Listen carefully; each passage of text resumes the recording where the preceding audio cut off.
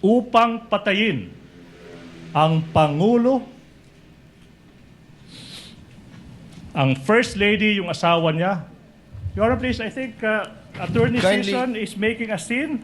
Kindly wind up, counsel. Your Honor, please, manifestation, I think Attorney Sison gave a statement addressed to this representation and she walked out. She is now coming back.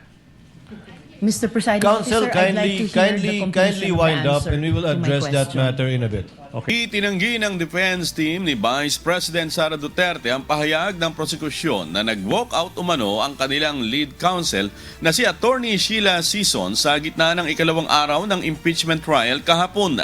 Nauna nang sinabi ng private prosecutor na si Attorney Amando Virgil Ligutan na umalis si Sison matapos umanong makipagtalo sa kanyang panig habang isinasagawa ang pagdinig.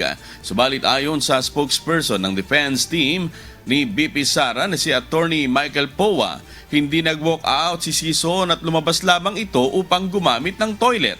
Naganap ang insidente habang isinasagawa ng prosecution ng direct examination kay NBI agent John Mark Calilong kaugnay ng umano'y mga pagbabanta ng Vice Presidente laban kay Pangulong Ferdinand Marcos Jr., unang ginang Liza Araneta Marcos at dating Speaker Martin Romualdez. Si Calilong ang kauna-unahang testigo ng prosekusyon na iniharap upang patunayan ang Article 4 ng Articles of Impeachment na may kinalaman sa umano'y grave threats laban sa Pangulo.